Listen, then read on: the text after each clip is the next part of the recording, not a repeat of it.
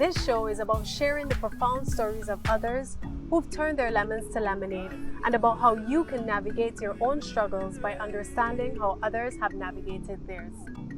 As I continue to search for my own truth, I will share the incredible stories of the people that cross my path, with the hope that you find inspiration, courage, and peace along your own journey to make the best lemonade your life has to offer.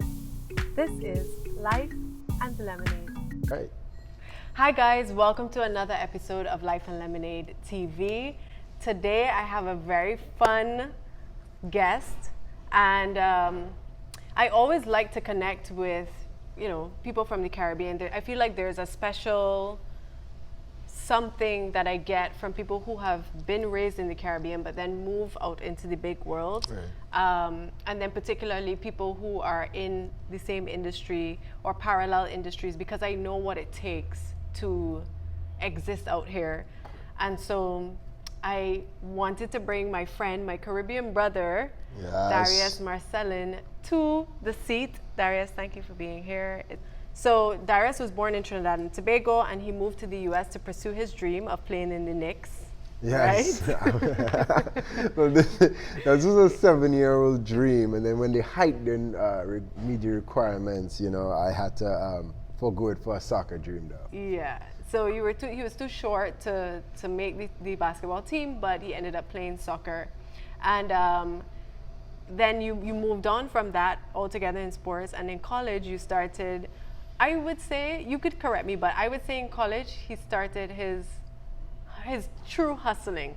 Because that's when you started collecting your iPhones, buying iPhones and then reselling them to the Trinidad market for like 3 times the amount of money. And then he was making 6 figures in college. He went on to become a big promoter on the nightlife of the New York City scene, yeah, which is commendable. I mean, for a Trinidadian to be the person to connect with for nightlife across many clubs in the US is pretty big, right? You obviously did a lot of groundwork. And so after 10 years of just having this very successful career in the nightlife space, he moved to Los Angeles to become an actor, which he now is. And within the first 2 years, as always, in his stream of excelling, he did 2 national commercials in 2 years. He's done billboards. He was on the cover of magazines. He shot movies, and the list goes on. And he now, fast forward to now, he has a podcast called 1,000 Failures, and about what it takes to be in the entertainment industry. And he also has a coaching camp, which I love. I love that part. A female coaching camp is called Power Soccer Camp, where young soccer hopefuls can train and learn from professional players. A very colorful life, sir. Colorful. And it continues to be. Like these lemons right here. Yeah, exactly. And as we sit yesterday, his video with Shensia, Shensia, international Jamaican dancehall reggae recording artist, released. And, it made sense that the two of you would be the person casted for this video. Yeah, she called my agent, so see, handpicked. It's gonna be a spicy one. And of course, we are here on location. Dream Hollywood, as you know, is our location partner. But today we brought Darrius to Beauty and Essex, where we are. So you might hear some background noise because they're preparing dinner. But we continue. I brought him to his environment. This is his stomping grounds back in New York, though. So exactly. This take us to LA. Exactly. It's kind of nostalgic.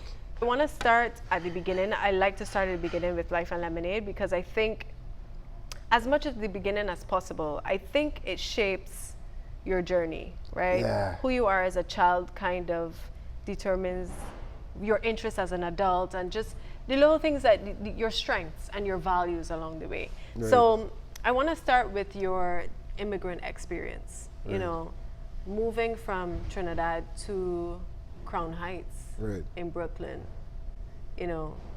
Being an immigrant is one thing. Living in Crown Heights, it can leave you with some gems, some things. So tell me what that experience was like. Yeah, I could remember this summer that I fully moved across, right? Mm-hmm. But as you said, I think the start is where it molds who you are as a person and the household that raised you. And in Trinidad, I grew up in a household of women. I didn't grow up with a dad.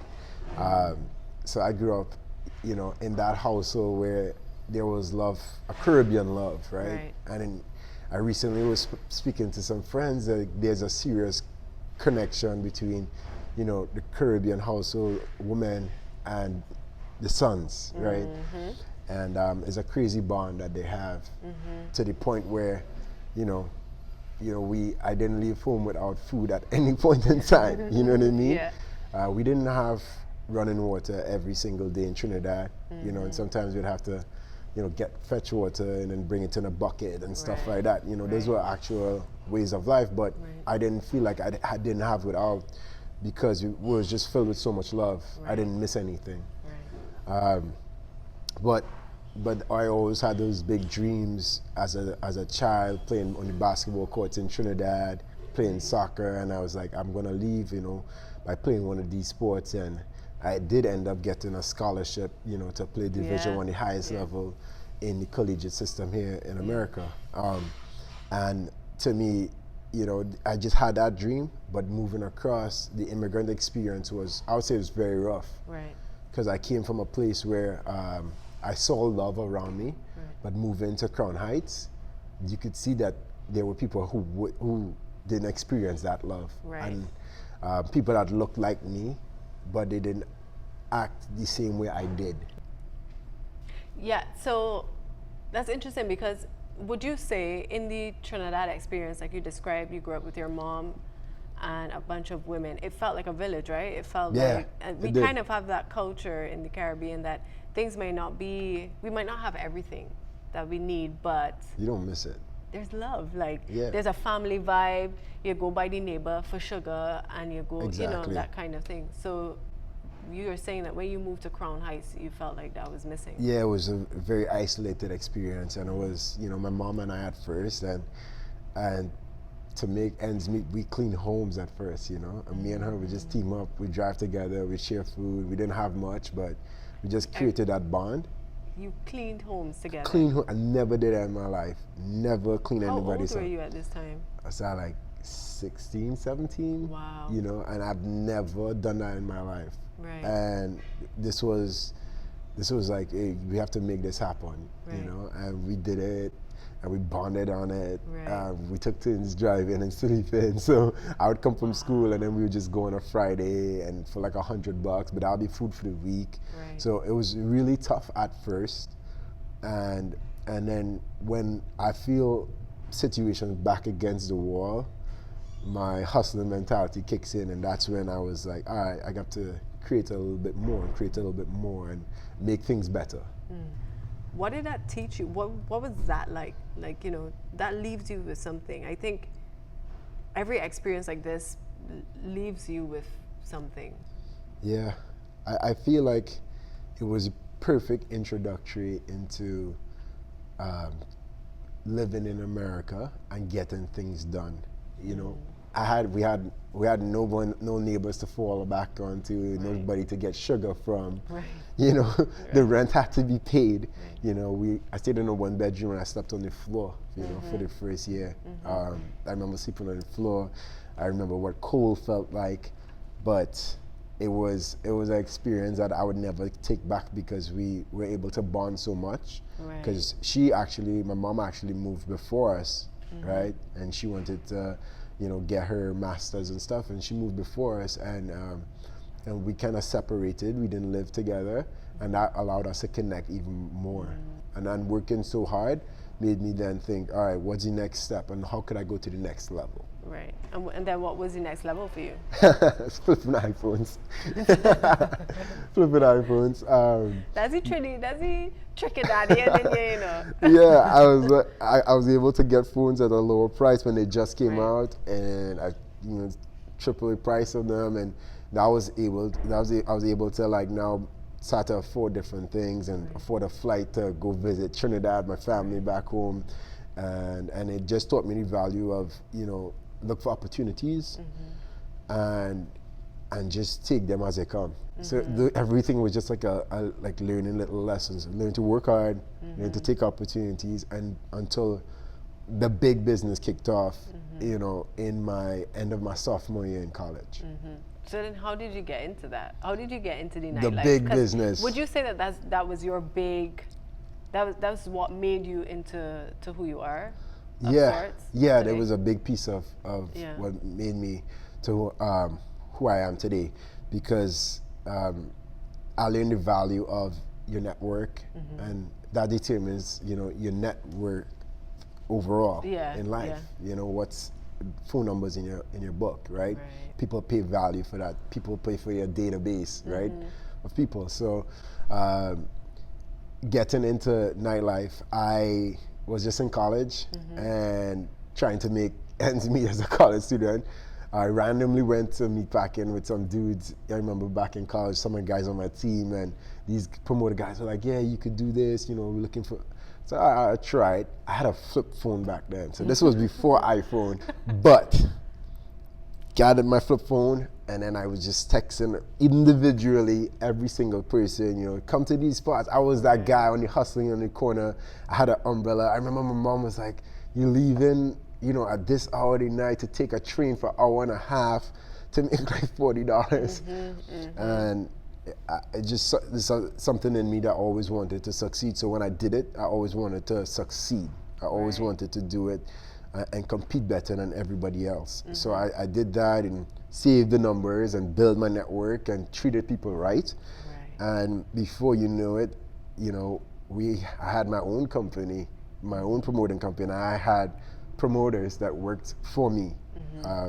Which is like 30 people. You had like 30 people employed. Yeah, by my junior year, we had a WeWork office. That's incredible. We had a WeWork office, and we had a full team across Manhattan, and we had, you know, from Saudi princes, I would take out princes, princesses from across the world to, you know, big artists, to athletes, you know, and majority of times I would do it for free, but in the long run, you know, the club saw the value in the type of people that would come with us, and you know, we would have clients that would spend $200,000 a night sometimes, right? So we brought value, and they paid us in value. That's what I was going to ask you. Like, what do you think it was about you and Troy, right? Yeah. That you did this business with. Troy's another Trinidadian. What do you think it was about your service that allowed you guys to grow like that? I think it was that Caribbean hospitality, because in most instances, you'd hear a lot of people come back and be like, oh, you know, this guy would have charged me, you know, $5,000 for the service you guys provide. You guys didn't even ask for anything. And it's more getting to know people on a personal basis. I found value in getting to learn, oh, you're from Germany and you're from Berlin. This is your culture. Tell me more. You know, and I learned from people, and I genuinely appreciated people, and people could feel that energy, and it's something that can't transcend. And we just were known as the most real, humble guys in Manhattan, in an industry that's very shady and very you know, just tainted with a bunch of stuff, alcohol, drugs, whatever it is. We were guys who just didn't do that, and we treated people right, and people just, you know, they referred us, and it just kept going. And we just kind of, we caught a break like that. What was it that you brought over from your Trinidad village life into your U.S. life? I think the biggest thing I brought, and the only thing I could really think about, is just love. I just learned to love people. I treat people equally. I learned to love people. The business side of it is definitely not Trinidadian at all. People are very shy. People would never go to speak to people. I remember Troy and I, we were on the streets in Soho before iPhones, and handing out business cards and getting rejected. Get away from me. And we were those guys in the corners, but we hustled. You know, and that mentality, I don't know, we just pushed each other to do that. But I think just love that is Trinidadian charm. That's a natural thing. So I wanted to ask you, you had this dream of like playing for the Knicks, right? And then you ended up playing soccer. And I know in the Caribbean, traditionally, we have you know, we're a very conservative society. We focus on academics. We're very traditional in what our parents expect from us, right? What was it like navigating your family with a dream of being like an athlete versus, you know, like a lawyer or something? This becomes real to me because I remember before I moved with my mom, my family and my aunts and everyone would say, you know, we don't want you to go there and risk, you know, it might cost a lot of money, what if? And my mom, she was like, look, I don't have much right now. She was a substitute teacher back then. She was like, I'll bet myself and I'll take a credit card out on you just so that I know I just give you like 1 year, I know you'd figure it out. In 1 year, you sleep on the floor, we're gonna grind. Right. And she bet on me. So I remember she took a credit card out, took like 6 grand. Okay. Took like 6 grand. That card's paid off. She took like 6 grand, and she bet on me, and I eventually ended up getting paid to go to school because I got a presidential scholarship, and I even got like $400 a month from the school just to even attend the school. You know? That's amazing. So she facilitated you even getting that scholarship. Yeah, it was just her betting on me. And then what do you think what is the conversation like to your other family members? And that's the thing sometimes, you know, they were my comfort zone. Right. You know, I dreamt to leave my comfort zone, but they were my comfort zone, and sometimes that stifles your dreams a lot of times. And it's not that your family members don't love you. Yeah. It's just they want to protect you from your dreams, and your dreams they don't want to see you hurt, you know, but you gotta fail. Fail, as you said that. You talk about failure a lot, right? And to the point that failure has become like this point of inspiration for you. And you have a whole podcast named 1,000 Failures, right? Explain to me how failure became this like inspiration, navigational tool for you.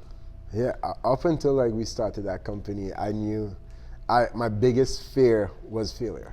Right. I was so afraid of failure. I was so afraid to disappoint, so afraid to become a failure, you know. We grew up in a colonialist like society where it was, you know, you can't fail, you know, the way out, you know. And so I grew up with like, I didn't want to fail. I didn't want to succeed, but I just didn't want to fail, you know. And I just saw myself on every single journey, everything that I've planned on, and I've mapped out my life since I was like 15, 16, 20. Nothing went according to plan. Right. Nothing goes according to plan. Does anything ever in life go according to plan? Nothing. So I just, even from our events company in New York, I saw so many times that just stuff would come up and just teach you these lessons of how to succeed. You know, I've been nights out when I was standing in the cold from when I first started, and you make like $20, but and you feel like a failure coming back. But I learned each time how to speak to people I've never met before. Now I could go up to talk to any single person on this planet, from the president to a homeless person. I can look at somebody, evaluate a situation, and know how to be empathetic to them. Every single person. Yeah. But I would have never learned that if I didn't feel those 1,000 times and 1,000 of those rejections in pursuit of trying to just make a connection. Right. What is the thing that makes you get back up? Yeah, I feel like the thing that makes me get back up is just being in the arena, just being in this arena. Like if you're in the arena right here, and and you got like knocked out, and you just wake back up and you're still here. Like I'm still in LA. You know, I've done hundreds of auditions that I failed. I did not get those. But I tell you, we're still in the arena. And like, how blessed are we to be here? You know, so staying power then. It's just, if you're there, stay. You're still in it. You're still in this thing. So it's easy for people to look at you and think that like you're an overnight success. But just from the outside looking in, and you see the highlights of everyone's life. True. You know? Yeah, I should start posting some failure stuff now. Some bad pictures. Yeah, you on the sidewalk asking for $20, like, you know. And I think that is useful, but that's why we're here, and that's why we have these conversations, right? Yeah. Because, and that's why I started doing Life and Lemonade TV, because I feel like I've always had like a lot of little girls come and ask, young girls, aspirational, ask questions, and I could tell by their tone that they thought that I had some kind of magic sauce or answer or privilege or something, and that couldn't be further from the truth, right? But that's because we don't share, we only share the highlights, right? So for you, your highlight reel is like real fancy, right? In nightlife brings all the lights, all the you as you said, your network is your net worth. So you've built a net worth of people and a network of people that people aspire to be around, like from celebrities to, as you said, princesses and that kind of thing. So it's easy for you to look like an overnight success. But it doesn't show when, you know, I had friends steal money from me, and then like I've lost, I got conned out of $100,000 and relationships lost, you know, like in that industry. Had so much amazing people around me, and I was in relationships and they're just in a bad industry, right? So it doesn't show that. It didn't show how many times I cried. I cried a lot. I remember in the nightlife scene, doing a New Year's Eve event, right?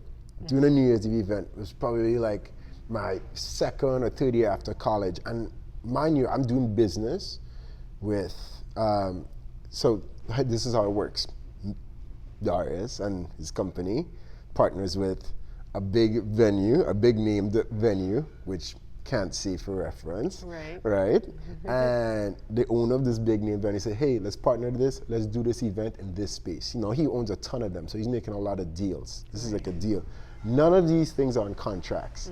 I didn't make any contracts with these people. So this was me now leaving college, not making contracts with people, not establishing, hey, we need to have this in paper, this in writing. And me coming from the Caribbean and not, you know, and it's not an excuse, but it's not a tradition. Like, I didn't come from a family of business, so no one, you know, taught me, hey, and I didn't really have Google back when I started. I wasn't Googling a lot back then. So what should I do when I'm going into business? You learn by fire. With people who have big companies. And I would say that first event I did, I know it was super successful, and we had, you know, clearly over 1,000 people and did thousands of dollars.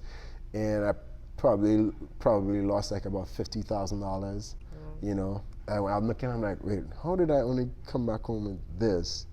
Can I see the back end on your website? Oh no, I didn't make an agreement to see the back end on your website? Oh wow, it's kind of silly at me when I look back on it now. So now I learn, you know, different things to help me in business, to protect myself. And that's great for any Caribbean or anybody young or you know, it's looking to start a company, to just speak to a mentor, because people like me, I've lost money because I was making like naive mistakes. What would you say is the secret to like this overnight success? Because that's what everybody's looking for. Everybody's looking for, that's what people come to inspirators for, motivational speakers for, that thing that's good, that they can apply to their lives, that helps them get that overnight success. If you're, I'm going to try to break it down into a couple clumps. Right. Okay. If you're going into, you know, being a business owner or you know, entertainer, an athlete, whatever it is, you have to start looking at yourself as a CEO, and your body and your brand is your own company. Get into that mindset immediately. So every move I make, is it going to help this brand or is it not going to help this brand? If I'm going to get drunk on a Saturday night, is it going to help my brand or is it not going to help my brand? Right? And you have to, sometimes you might need to relax, right? Yeah, going out is fine. But is it doing it repetitively? Is that really helping my brand? Is spending the money on alcohol really going to help my brand and help my dreams or not? Once you start getting to that mindset, things can become a little clearer. Decision making become a little bit easier, right? You know, should I move to that big city or should I stay in Wisconsin, right? What kind of business decision are you going to make for your company? Right. Should I move to LA if I want to become an actor, or should I stay in Wisconsin and stay in this drama school? Like, which one is going to help my brand, and what should I be doing in Wisconsin to get me there?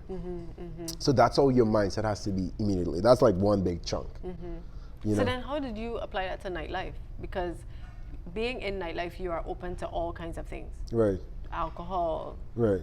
Girls, drugs, money. Yeah. It's all there, everything you can think about. So how do you navigate that world? That world to me was a world I was getting a master's and a PhD in a school and enjoying it.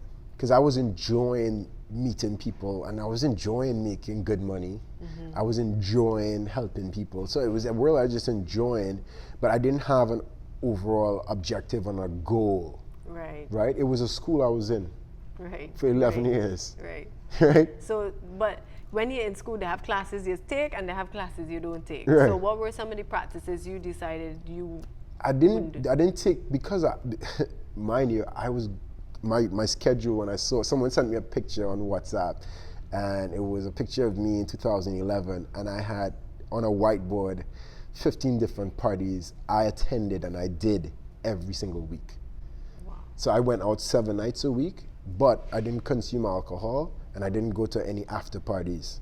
I would go home, I would rest, I would hang with my friends, wake up, take care of my body. You know, I didn't stay out too late because I knew I had to produce the next day. You need a system. I love that you say that. I have this thing I tell my friends, I don't do and thens. It's a thing. Like I've said that, all my friends know. So I'm not like, we're gonna go here and then we're gonna go here and then I don't do and thens, right? But there's a reason I don't do and thens, because you have to have a control over your life, over your system, right? And then it is lead to, it's be sweet, you know, the and then is the after parties be real spicy, but there are also a lot of other things that get out of control, whether it's time, whether it's just the night, the energy, like, you know. Yeah. Shit happens, you know. I wouldn't invite like, you to any and then, I mean, listen, I've done and thens. I'm not like a hermit, but just as a principle, that's not the standard of I'm not going to keep going and going and going, because you have to manage your life. So I really like that you said that. It just it became a habit of mine that the only time I drank alcohol is if I went to Carnival in Trinidad. So what did nightlife teach you? What did nightlife teach you about yourself, and what did it teach you about people? Nightlife, so many lessons taught me about myself. It taught me that I could achieve anything on comparison to any different race, ethnicity, race, country, wherever you come from, I could compete with you, right? And growing up in the Caribbean, I didn't value myself much. I just looked at myself as, you know, secondary person. I wasn't brought up to think that I was superior or I was on par with everybody in Trinidad. Like, I grew up thinking like the white people were better than me. So I had that mentality. So it was like, but when I got into the position where, you know, I had, you know, good influence and I could use it to however I wanted to, and I used it for good, and I realized that like we're all equal in this thing, you know, in this business world. That empowered me so much when I started to believe in myself that I could be anything that I want to be, and I could be as good as anybody. That was the kickstart for everything in my life. That was the biggest lesson I learned about myself. And I would say for people, lesson I learned about people would tie into business. and it's a value thing. You know, it's how do you provide value to people? And you know this term that people use as the plug. Because some people say I was a plug. Yeah. I brought a lot of value to people, and in turn today, in my latest company, some of those people are helping me build my company. You know, and on my path to take my company to $100 million company. You know what I mean? So I'm curious about this. Like the nightlife, you see a lot of different people across different clubs of different races, everything. Right. What is like the one common thing you notice? I feel like we have so much more in common than most people think. I feel like most times when people are like, oh, you're just doing parties, and I look at different people from bankers to people who can come as freeloaders, to models, to celebrities. Everybody kind of just wants an escape from their stress, and everybody has, you know, everyone's dealing with the ups and downs of life. But I've seen people say, hey, I just needed this night out with just to release myself and just to be free and to enjoy myself. And we all have the ups and downs in life, and I was able to provide people with a little escape sometimes on a safe level. Okay. And then I have to ask you this then. So what's the one thing you would never do again because of what you saw in nightlife? Whew, this one is a little bit deep. I would say I would do a lot better to make sure everybody felt equal. In the mid-2000s in New York City nightlife, where high fashion was the thing, and a thin person was the thing, and a certain look was the thing, it made a lot of people not feel good. They made, you know, what is now cool now, you know, the streetwear, and they made those like people who wore streetwear and feel bad, and because it wasn't the thing right now, and now it is, so people could wear streetwear and get into like the most high-end spots. But before, when it was high fashion stuff, they just made people can wear caps, and that was certain people's culture. You know. It's all for the aspiration of access or being gatekeepers to some aspirational thing. But I'm happy you say that, and I hope that like resonates and vibrates out, and somebody hears this and it alters their own behavior in doing that, because that is whack. That is whack. 10 years, your life nice, you're promoting. You know, there's really no reason to upset the apple cart, right? None at all. But you moved to LA. Yeah. Tell me about that experience. Why, and tell me about the experience. What was it like? All right, so because you're swagger boy. Mini backstory. Okay, go ahead. Growing up in Trinidad, always was a performer, always was an actor, always was a drama guy. Did shows on stage, love live shows, and I did just silently was doing theater in New York and just, you know, doing shows and stuff like that.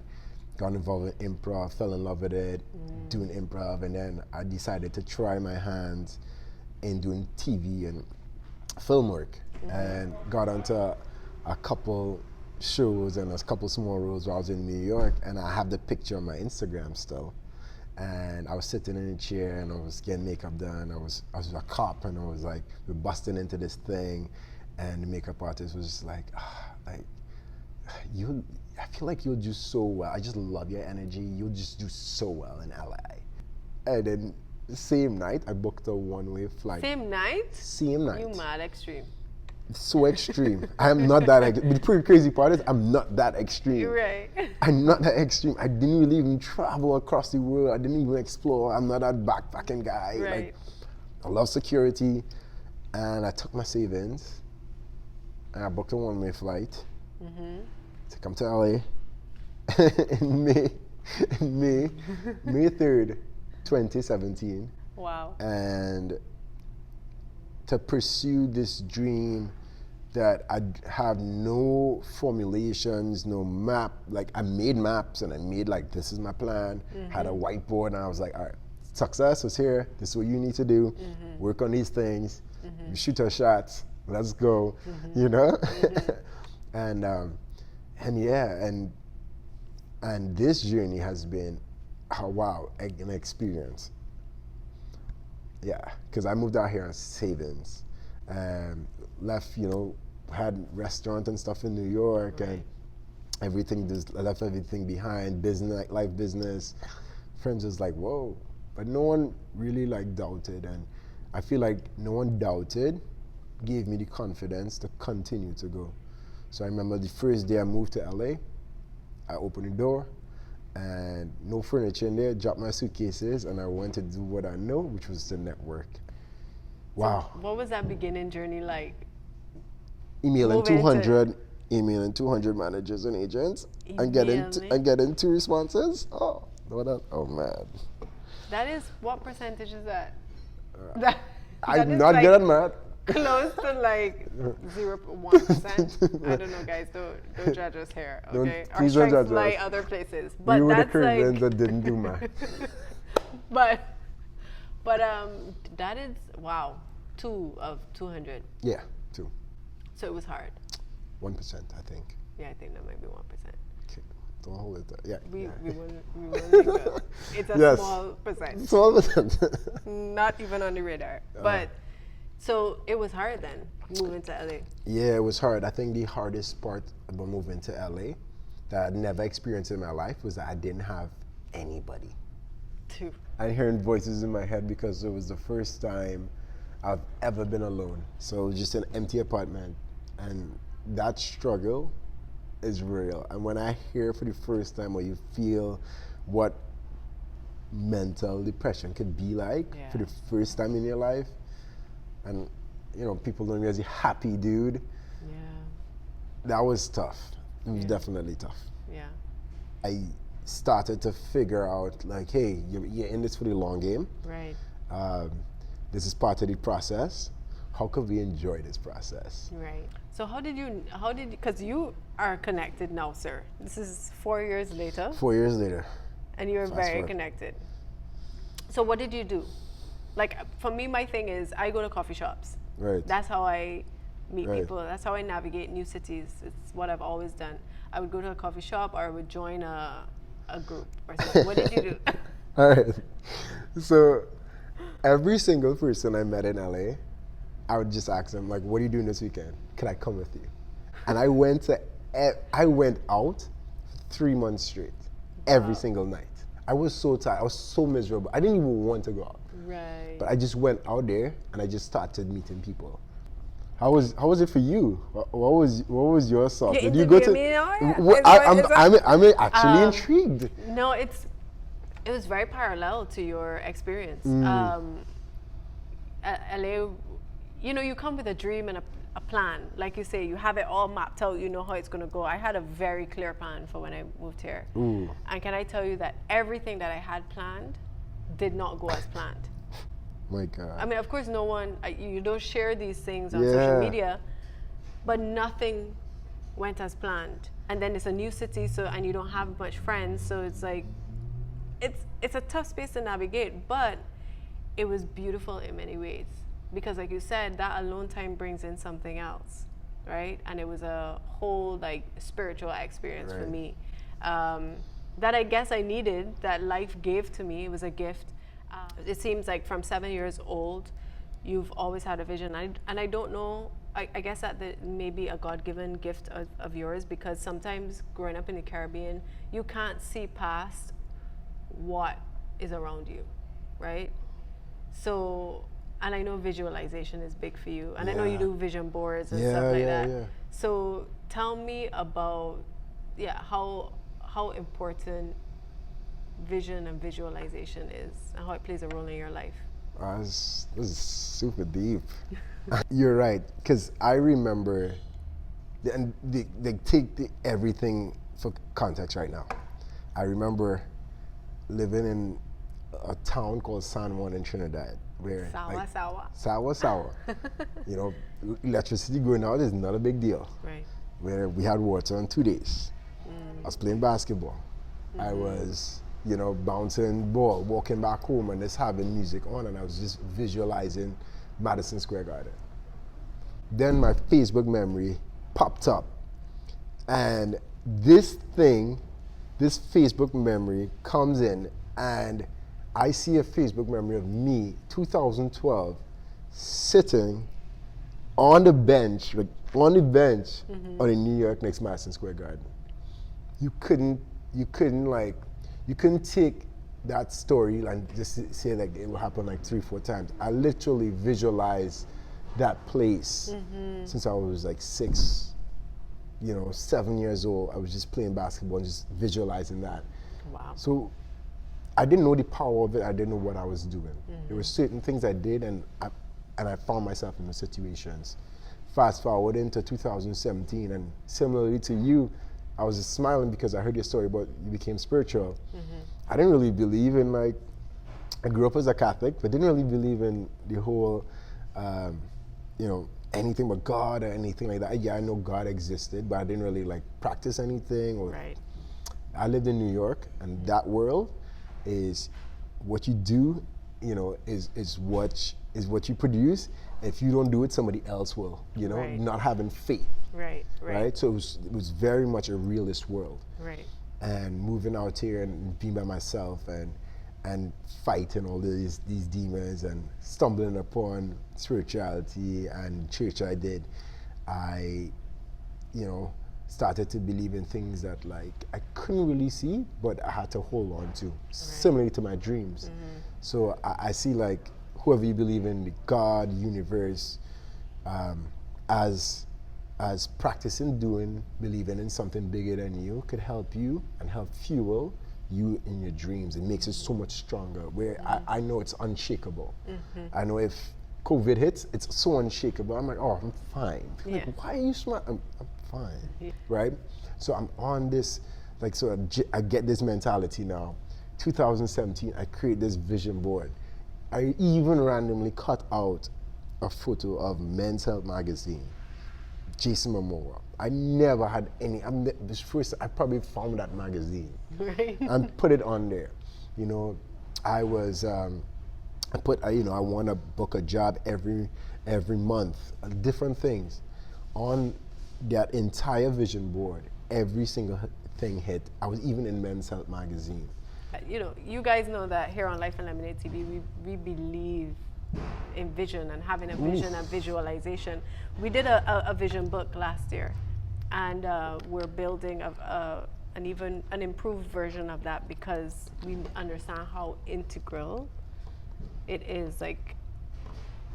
For you to move beyond your circumstances, you have to be able to see something else. Your vision will take you there. It will pull you into that space, right? Yeah. We're in a new location because we wanted to spice it up. Yeah. Amazing move views things around.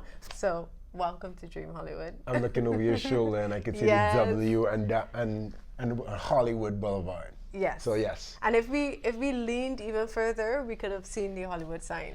Oh, really? It's right behind here. So we went from Beauty and Essex to the Dream Hollywood Hotel, from nightlife to LA. Being in LA and following your purpose. Your purpose is really what has been driving you and getting you up, and spirituality and visualization and all that. And I wanted to ask you, what exactly do you want to be remembered for? What is all of this for? Some deep shovel deep questions here to inspire people that when I was growing up and I was Caribbean boy, Caribbean girls, and people that look like us, to know that anything is possible. They could achieve anything that they want to, and they don't have to feel less than, and they're equal, and everybody could have that same mentality. I want to stand and want to be remembered for allowing people to believe in themselves, to go after anything that they want to. Thank you for sharing this space with us.